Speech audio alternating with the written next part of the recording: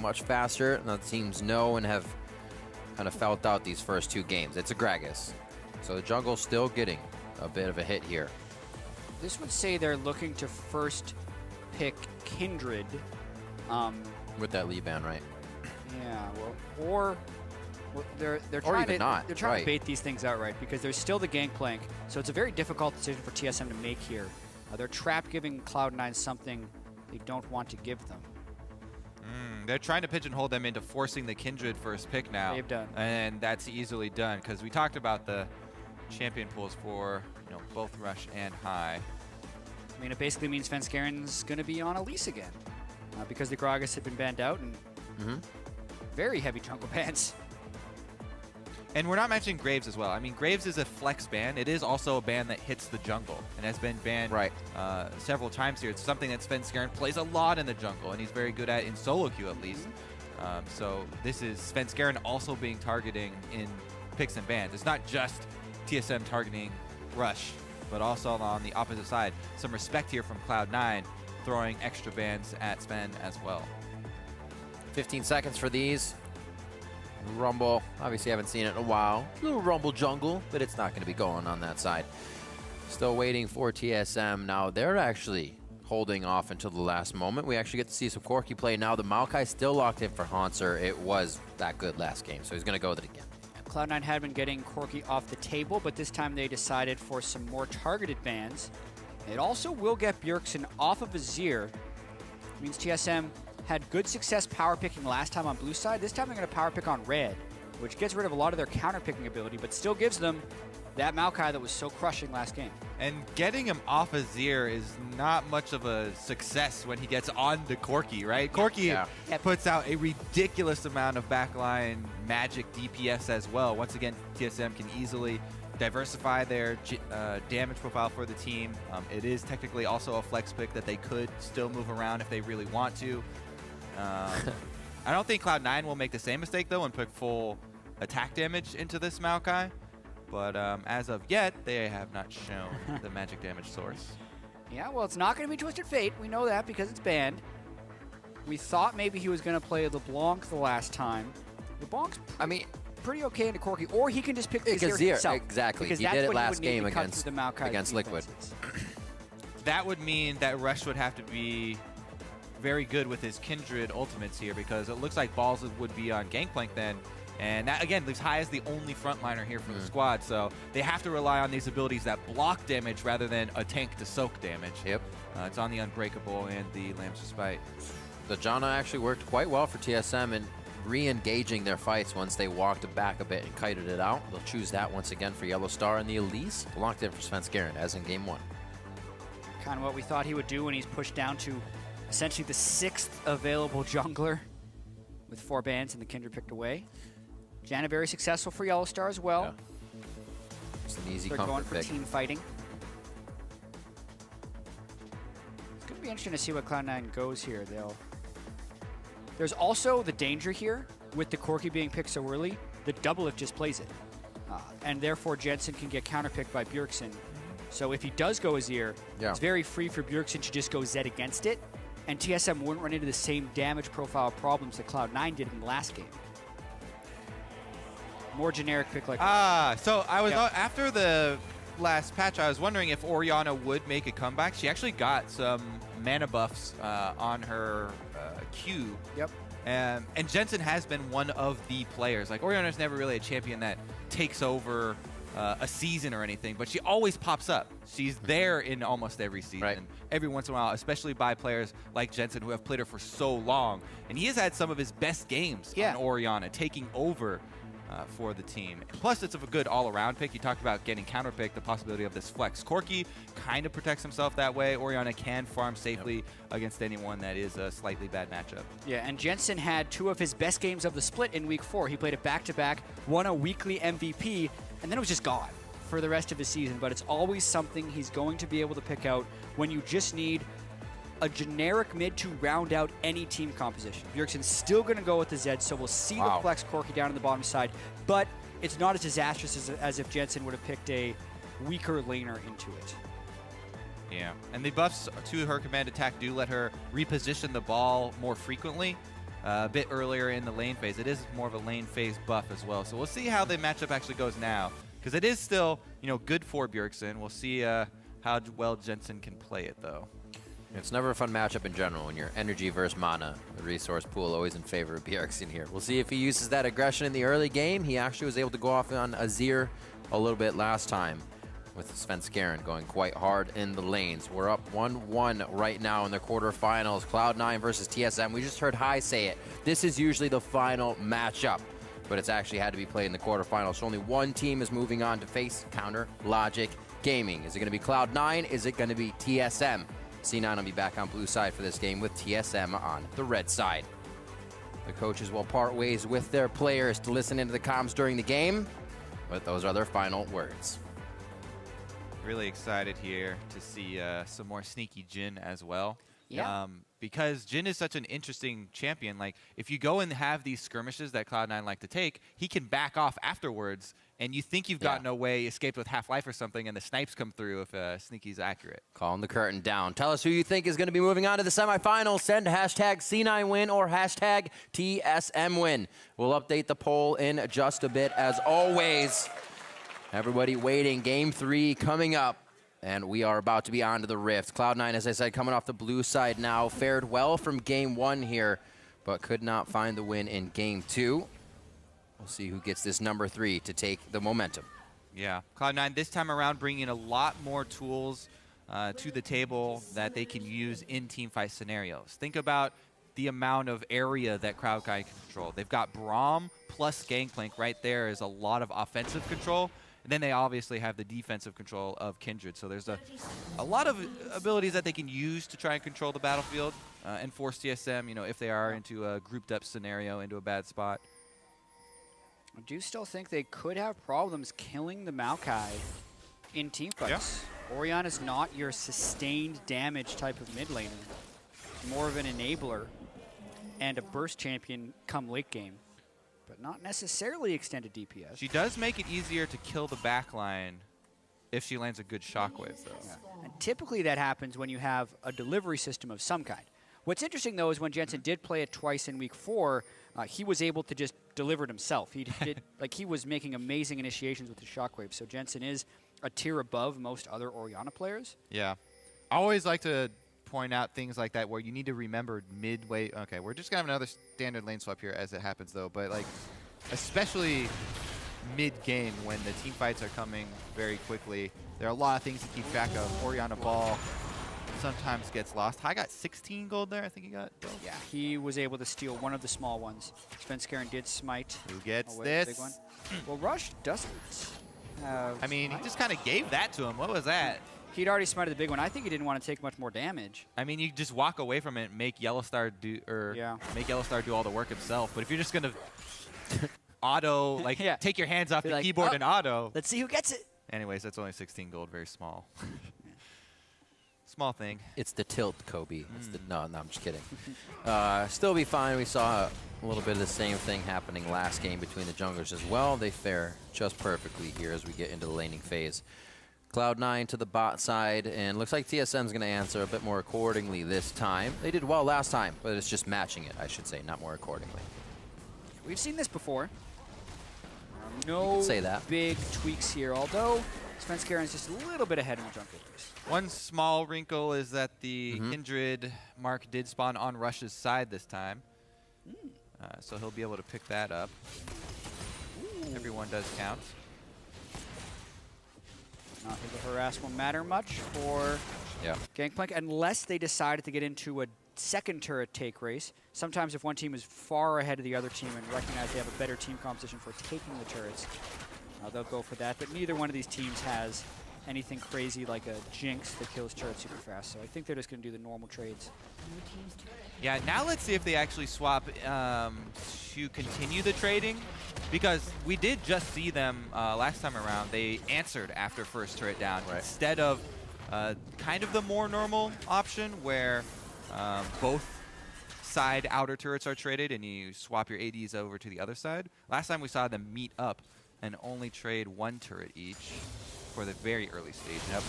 Like TSM broke the gentleman's agreement and said, no, we're going to defend that turret. Jensen finding some pressure, Svenskeren in mid.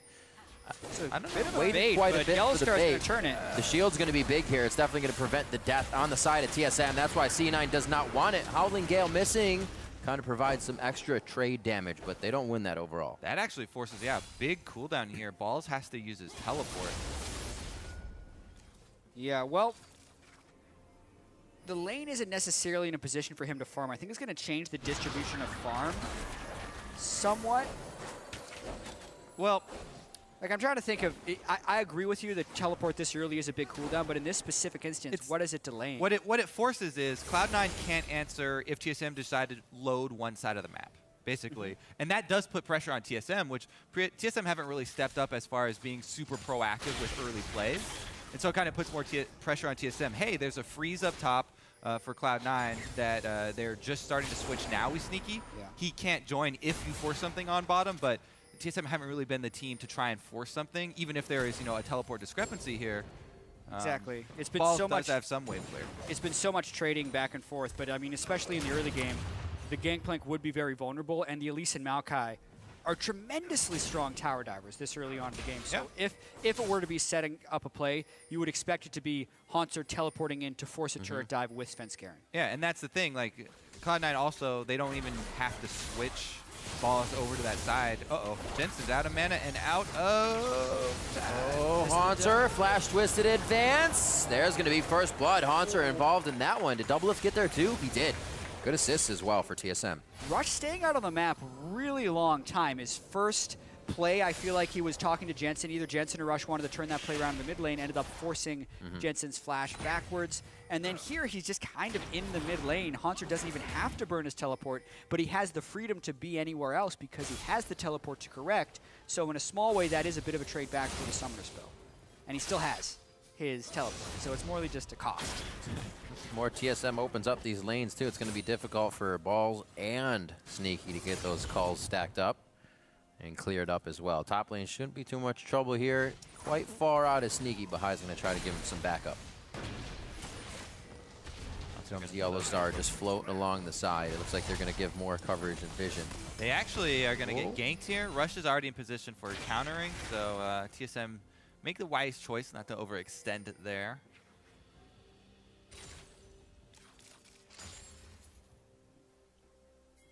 Level 6, 6-6 mid. We'll have to see when this Gangplank Cannon Barrage is going to start making some options open up for Cloud9. Already pressured here on the top turret. Don't have the vision to dive, so it definitely won't be yet. I mentioned before, the Cullings kind of put a timer on this one, so Cloud9 actually looking to take a breather here in the early game and get themselves farmed up. No real goal discrepancy between either team just yet. See Doublelift and Balls trying to go toe-to-toe here in the bot lane. No real ground gain on either side, just farming away. No real deep vision either, so gonna have to back all the way off. I think Yellowstar is gonna get distracted by the ward first, won't interrupt it, but good retreat there by Balls as Svenskeren was treading to the side of the map. Yeah, Balls had hit level 5 a little bit before Haunter, but that's Punish the no flash here. equalizing out a bit. And yeah, I think they should look to continue punish this flash, GPS Ignite, dupes. and ult for Bjergsen. Jensen always has them. I mean, he always dodges Elise Cocoons. It is a little bit easier on Orianna because you can speed boost yourself there. I think at a certain point playing against Jensen on Elise, you would actually just want to walk up and then just human form Q him before even trying for a cocoon, because he's always going to be looking to juke back and forth, and that'll allow you to get into a range to at least spellcast. It's a lot of poke. He's going to take the shadow. Quite painful. The hits come in. Bjergsen's actually going for lane dominance. There's the kill coming in. Lamb's Respite's going to get a quick save onto this one, invulnerable as it pops. And Jensen stays alive. The pressure here is going to be since Svenskeren. Since that ult now down, they can kind of hang out. Jensen low on mana. He's had to start with the Seeker's Arm Guard. So this is why it's a tricky matchup. And we just saw Rush go down. Now where is he again? Back to the mid lane, soaking up experience with Jensen. And that's the thing. Anytime you show as a jungler and you have to cover for a laner who's getting pressured like that, it just feels bad, because even though you get lane minions, you give up a bunch of your jungle. Svenskeren jumps right in, very smart by him, goes and takes away red buff camp here. Also going to go and add some support to this bottom side for Double Lift and Yellow Star. Looks like he's going to recall. They should alert him that High's coming, but that ward, we'll see everyone. Yeah, and it's looking like TSM has the laning advantage from these swaps. I think a lot of it just has to happen from having the teleport advantage for so long and Rush having to cover a lot of these lanes. But 11 CS up top, an assist in the mid of the even CS, and then 13 CS down on the bottom side. All things add up to 1,000. As well, these are the moments where they have gone back, and there was a period of time where TSM was kind of roaming free, but the wards are going to start hurting C9. It's very dark on the map compared to about 4 vision. Those pink wards from TSM already encroaching on the C9 side. That is a good point, because usually, so here's the thing about low ward stats. If you're a team that always gets ahead early, and then it's very easy to play when ahead without having to expend much on vision, because you can protect the pink wards you have. You also can push up minion waves, which give you vision. Right. And you also have the pressure to move into the enemy jungle. But playing from behind and having low ward stats is a very different issue. Yeah, but now when TSM is pushing the tempo, Cloud9 doesn't have the greatest vision of this, and they could potentially they're getting pressured. A little vision on Svenskeren. They're waiting for that dive, but even with that, unsure if Cloud9 would be able to stop the power that TSM is kind of rolling with right now. The package was there. They're going to back off for Dragon. They're running Gangplank top lane, and they have double culls on their team. Yeah. As well as going the defensive early items for playing on. Really, Cloud9 is not looking to team fight right now, and TSM is. Double Lift should have finished that, but his package was going to run out, and now they're actually in a bit of danger of getting it stolen. Uh-oh. He's got smite. Got it. Wait, he has smite. Didn't want to use it. Challenge. She's got to challenge someone later. Use it on high. All right, I think we're going to fight here. Someone ring the bell. Okay, high flashes out, Rush stuck. He's going to be able to vault over the wall. That's a repel and a flash from Yellow Star to as well carry Double Lift with a bit of speed. We see High going down on the Braum. That's a kill for Haunter. Rush is going to fall as well. Jungler on jungler action. And now Haunter looks to pick up another one. Does he not have flash as he throws the ball over the wall? The chase. There's no pursuit from the sapling. The sapling's looking for him. Yeah, this whole time, the Gangplank ultimate is up as well. Maybe they use their globals here. Curtain call, Gangplank. They should be able to block enough for this. Panda Barrage goes down. A nice little, like, slow wombo of damage. But it doesn't come out. Really easily able to dodge there. That was actually a really weird scenario where Cloud9 got baited in, I think, by the fact that Double Lift did leave. I think they got a little bit baited into by the fact that Svenskeren wasn't smiting. They're like, oh, maybe we can steal it. He didn't execute it. Let's go. Then he just challenging smites, gets him really low. And like all of TSM is there. You're not going to match the teleport from a Maokai and the Gangplank at this stage in the game. The Gangplank is going to be much weaker. Yeah, I mean, they would have loved to have that kill actually go over to Bjergsen, but sap magic right there. Going into that, as we said, they don't want to fight this, yet they go overextend, go for the steal, and they do fight it, and expend a bunch of summoners, lose kills over it, and are in a much worse position now. And I want to jump back just a few minutes to our conversation on wards as well, because like you said, when Cloud9 is ahead, it doesn't matter that they have low warding, because they actually have like the second highest jungle control of all teams in North American LCS, which is just the overall jungle minions they kill, the overall share of jungle minions in the game. Cloud9 kills more, which indicates that they are constantly in the other team's jungle. So them being there is their wards. They're essentially human wards walking through the enemy team's jungle, and they don't get surprised by people. Whereas when you look at TSM, they had the third highest wards placed in the regular season and a very low wards cleared percentage, which indicates that they're playing scared a lot of the time. They're sitting back on their hind legs and just maybe trying to react, but they're not clearing anything, so it's hard to surprise people. Now they kind of have the perfect storm, though, because Cloud9 has lost their pressure, and instead of defensive wards, TSM is placing offensive wards. So they're getting vision, and Cloud9 have teleport advantage for this fight, though. Ooh, missed shockwave. That's a bye-bye Jensen. One last hit. He's able to get the spin to win on, and it looks like they may be able to finalize the kill on Balls as well. Very low. High jumps in after almost losing Balls. He's trying to get the rest of the team in position to guard the turret, and he does so with the half that HP. Was with teleport advantage. TSM come out with the kill. Also, they stopped the objective Cloud9 started. A huge power play there from TSM. Haunter got to just continue farming because he can't join. He had no teleport. So that means a very big swing here because Haunter's teleport will come up first. Plus, they got the extra kill, bunch of control, and Sven goes in for another red buff counter. Yeah. Very big outplay there from TSM. Goes from bad to worse for Cloud9, and with the double call start and the Gangplank, the level 8 Gangplank teleporting in with a Phage and a Sheen is not really a threatening thing. Shot him once. Yeah, he did it as he jumps back to his shadow afterwards. Bjergsen gets the kill onto Jensen yet again, who has not been able to complete his Zhonyas. This is looking a little dangerous for Cloud9 here. Look at back in the top lane. Once again, Hauntzer on the Maokai, 2-0-0. Has been quite useful in all the plays except for stealing Bjergsen's last kill. And look at that Rod of Ages build, too. He's going to have some extra damage in this one as well. Hey, he's definitely feeling confident on that champion, and he is showing it within his play. The team is not afraid to keep engaging on these instances that Cloud9 has been giving them. We'll have to wait for Cloud9 to keep farming up. 5 stack left on Sneaky, 22 left for Balls, and Jensen looking to get to a core item. Still a good amount of damage that they can hit TSM with to get that late game shockwave, but that's the idea now, is almost late game for them to get that. 14 minutes in right now, 1 minute on Dragon.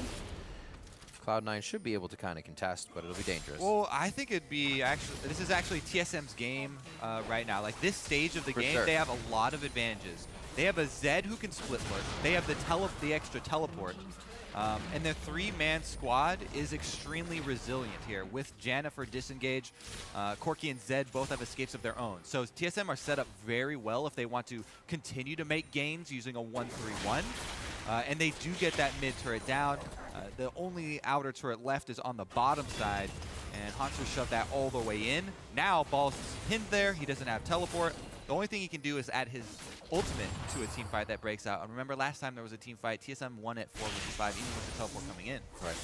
Yeah, meanwhile they can just take Rift control because, I mean, until a Zhonya's comes in or until someone gets a little tankier, Bjergsen has to be absolutely respected here. This is the point in the game that Jensen didn't reach last game on Zed. He was never ahead of the itemization curve. Bjergsen got Zhonyas very quickly, therefore the Zed never had kill threat. But right now, Bjergsen has kill threat on everyone on Cloud9. Maybe Rush can put down his Kindred ultimate and stop the Deathmark temporarily and then die afterwards when it comes down. So Cloud9 totally on their back foot. Yeah. Their calls are 3 CS away from both being completed. They'll need to complete those, get Essence Reaver on Sneaky, get Trinity Force on Balls, and then still stall out a little bit longer.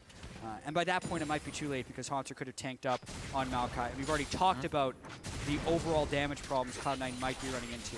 So once again, TSM is actually looking pretty good. We gotta look at the fact, as you were saying, Bjergsen can kill everybody. That's allowable because C9 actually isn't running Balls tanks anymore. They're not running anything that can really stop Bjergsen. So he goes back to the Zed. He goes back to things he can carry the game on. 102, feeling confident about it so far. Nah, not up in CS in the lane, but up in map control for the rest of the team. Already starting that split in the bottom lane with a little bit of pressure here in the jungle from the team. Top lane is all Hauntzers, and looks like Balls will have to respect that.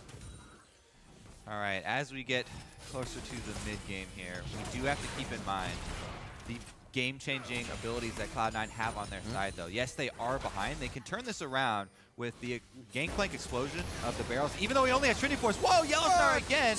I feel like we always have that moment in a TSM game where you're just like, what's going on? Yellowstar's dead. Yeah, it's happened in both of these games he's on John, and we're talking about TSM being in full control, and then it's like, oh, wait a minute, he's somewhere he absolutely shouldn't have been. Because they were just setting up for the Dragon that was going to be safe anyway because of the general positioning of the game. A small bit of gold back to Cloud9, but yet another Dragon, and still control to TSM. Anyways, as I was saying, there we go. Oh, duel. The Roa versus the Trinity Force. Oh, that's a lot of pain. Oranges versus sapling. Should have it here. There's the shot, the slow. He doesn't know if he wants to go in or not. Little trial by fire. See if he can heat it right under his toes. There's the burn. He's going for the kill. Oh, doesn't get it that time. Someone finds out how to shut down the Hauntzer, but Svenskeren not too happy about it. Also, not too much is going on across the map. A bit of a roam over from Jensen. He'll stop. Actually, bottom lane is a whole bucket of fun, and it's going to be one going down. And then you lose Sneaky, looking to lose high on this one, and they get the turret. You are very right, chat. Top lane is going to be Rush as well. Coast to coast. So we're going to need some body bags. Cross-mapping, by the way, which was what Cloud9 had control of at the very start of the series. Even though Cloud9 has the Gangplank ultimate, they lose cross-map fights to TSM. A fight happens in the top lane. TSM has a stronger 2v2 in the bottom side, and that kill pressure power spike moment for Bjergsen is capitalized on. Yeah, the kill pressure bottom, I was kind of expecting the kills there for TSM with the Zed Corki, but up top when Rush got outplayed, he had flash up. Versus Svenskeren. Anyways, here's what happened down bottom. Zed with the dive there from Bjergsen. Nice play. Double lift applying the extra damage as well and taking the turret in the process. But this is the crazy one. It's a full range cocoon. He changed flash up. I mean, Rush, you have to react to that. Yeah. A lot of times Rush just has so much confidence in his ability to dodge skill shots or that the enemy is just going to miss. But this time he was up against the wall, so there's not much juking he actually could have done. Yeah. And the stun prevents him from being able to put down his Lamb's Respite. Also, the play in the bot lane to reflect is just, you can see Cloud9 is not ready. TSM is in their head. They're ready to pull the trigger. Cloud9 not expecting that. Pretty interesting this far into the game with the advantage that TSM has. TSM is going to look to grab onto that as soon as they can get it. Once again, there's Yellow Star doing some crazy stuff. Hopefully he stays alive in this situation. 20 minutes on the clock, 7-2. Still looking to get kills around the board. Rush has those 2 kills right now, and Sneaky's going to be the next one. Just being too close every time has been the reason for somebody going down. Being too close. That's it. Again, the thing that people always point out about Jhin, you know, even though everyone's so hyped up to see Sneaky's Jhin, you know, he's a low mobility champion. Zed loves preying on those low mobility AD carries. Yeah. Once again, takes out Sneaky, knows he has no flash from the last time. TSM get to close the loop here, continue applying pressure. Maybe in a late game team fight where he has more base health and Jensen can throw a Orianna shield on him, they can stop Bjergsen a bit. But when they're in this split up set, it's not going to happen, and Bjergsen is continuing to snowball this really heavily. He is essentially 1,500 gold ahead of anyone else on Cloud9's team. 8,500 there for Zed. His closest would be 7,300 for Gangplank. And that's because of the barrels a little bit. Get that spider?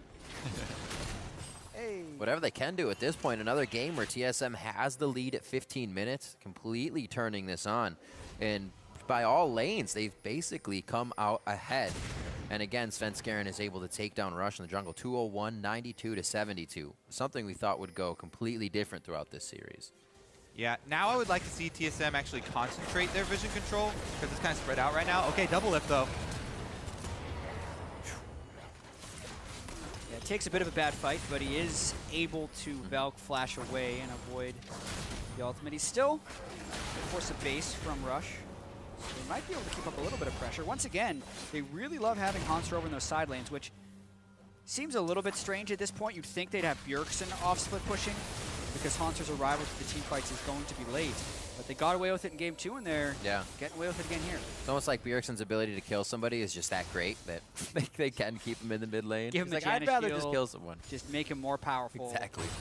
Yeah, I mean, the 1-3 run is exceptional when you're ahead like this. So they can use both of them and split push the side lanes, and their 3-man squad can disengage almost anything. With the amount of vision they have, they have both sides of the jungle lit up. Here comes the teleport play. Actually, Hanser going to try and catch Rush.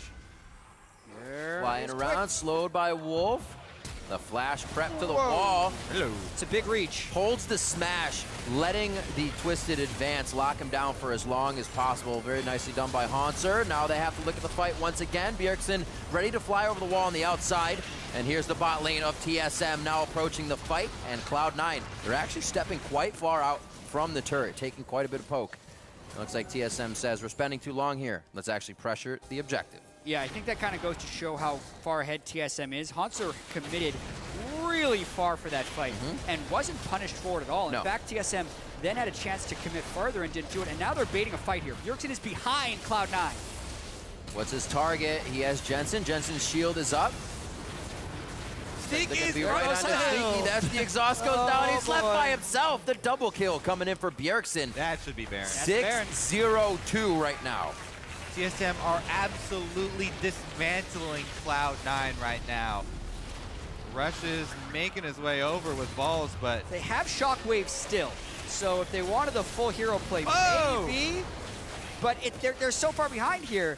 The Shockwave, he doesn't have Zhonya's yet, but still dicey. Rush has Spike. Oh, Yellow Star in the pit. He's going to take the AoE damage. He's going to be going down. So Rush picks up a little gold here, but it drops right out of his pocket into the hands of Doublelift, and they are just exchanging checks back and forth. TSM make out.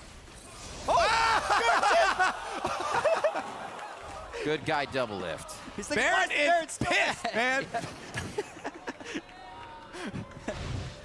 All right, one more time. This is a very much continuously going for broke for C9. It was set up to be a trap. That's why Bjergsen hid in the Tribe Rush. They very easily kill Braum. Sneaky is a low mobility carry, as we talked about, and then they get the kills and turn back for Baron. This is actually Rush comes really all the way messy. back. This turns into a super messy fight because they thought it was going to be a little bit clean, but they're like, wait a minute, he still has Shockwave. And this is kind of the split call, right? Doublelift there definitely deserves credit for that Valkyrie because Balls was coming to deliver the Poro, and Doublelift barely got out of that Shockwave. But then Rush goes right into the Baron pit. Got the kill from With the repel, it means Baron's going to finish him off. Yeah. And how does Baron stay so angry throughout this? Because does something hit him to make him... He was angry. Either way. That damn kids. Big win for TSM. Stop fighting around me, making all that noise. 603, 305. One of those two members we said would have the highest kind of resource put into them in the game. Bjergsen Doublelift at it again. 14-4 and 25 minutes on the clock. TSM with a very nice 7,000 gold lead. And now they continue to pressure these leads. We kind of question, would they be able to? And yes, they very much are. Also making a very good case for themselves once again for that playoff TSM style. Coming into the back half of the split, 3 wins, 6 losses, into what could be a quick quarterfinals against Cloud9. Here onto Balls, he's not getting out of this one alive. And he will be going down quite fast. Yep. Bjergsen Zed. Just one after the other right now. When a team is 1-3-1ing you, you have to be able to track the rotations from lane to lane. And there is a non-fully upgraded Sightstone item, so High can only pack 3 wards at once. And there's no Tracker's Knife or Sightstone on Rush for his Kindred. So he did the challenging smite because he loves to get aggressive, get up people's faces. But when that backfires, they have no presence and no way of knowing where Bjergsen is going to be. So he's very easily been able to just walk down lanes. No one is there's no wards there, and just surprise Cloud9 over and over again for 7 kills. Kill potential's ticking back up.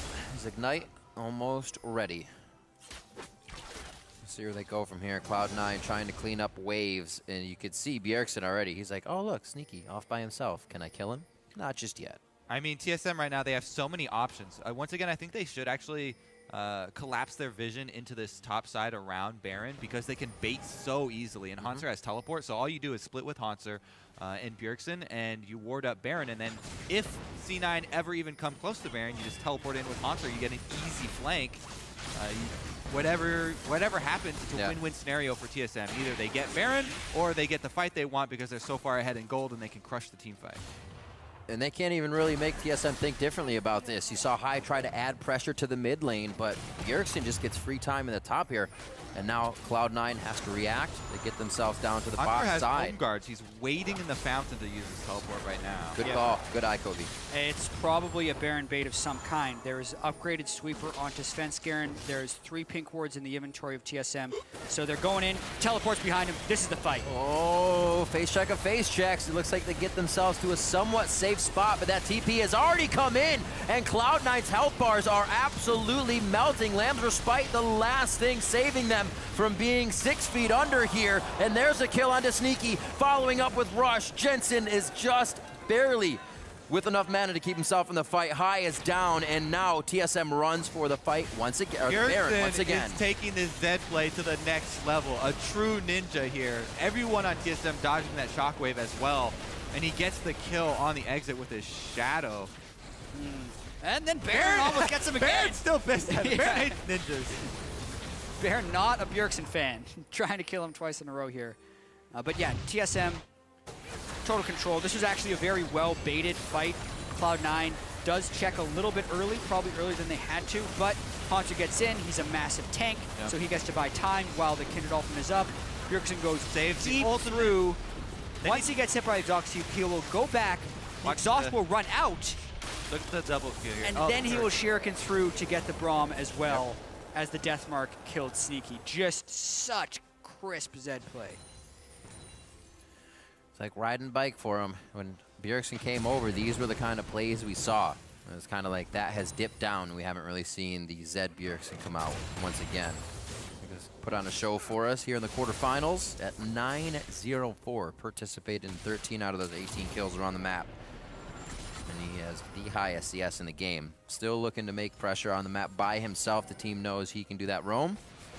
It looks like TSM is just waiting to put the final touches on. Rush had a flash. Just got caught out again. Didn't see what happened, but the cooldown has been burned. He's in a very toying with the enemy mode. And the enemy is much bigger at this point. Exactly. If I had to guess, he would have had to flash away from Hanser, just worried about a twisted advance being clicked on him. He needs to be alive for the next fight. Missed skill shots don't even deter TSM that much. They still have enough power to just stand tall, take these turrets down. Sneaky damage on the backside there. He is forced to go back to base. They'll have a little bit more free time. Bottom wave is just a few ways away from being on that turret right now, and they're going to go for the top lane. High should be going down here. Saves himself with Locket and a little bit of defense. Yep. TSM they're hitting a brick wall here. They're actually looking for kills and not getting what they could be. This may be one of those kills they're looking for. Yeah, well, Hanser is in. He's taking a lot of turret damage. Monsoon. But the lead is there. Nice Monsoon there by Yellowstar to head off the rest of the Cloud9 team and keep them alive. Bjergsen killed balls at the start of that fight. Hanser goes in. Oh. Curtain call can only hit a few. And it's does almost no damage to full health nothing right now, targets. yeah. No Infinity Edge He's 3 levels behind Doublelift, actually, so really a big reason you're seeing that not even hurt. This is a stomp at this point. It really is. It may be 5 minutes slower, but it's consistent. Twice TSM has now done this to Cloud9. Definitely playing on their mentality here in the quarterfinals. A very strong first game and showing from C9, but they have not been able to find that yet again. And TSM will now be able to take 2 in a row. Just 30 minutes on the clock this time. 23-4 in an even stronger fashion. TSM take game 3 of the series and look to go game point.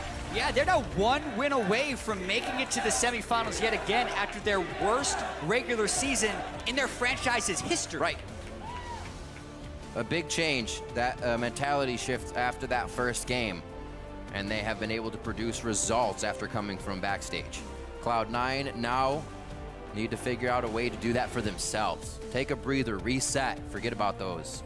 But Cloud9, play yeah, best. they seem to be falling apart a little bit. Rush, I think in particular, needs to take a moment and refocus.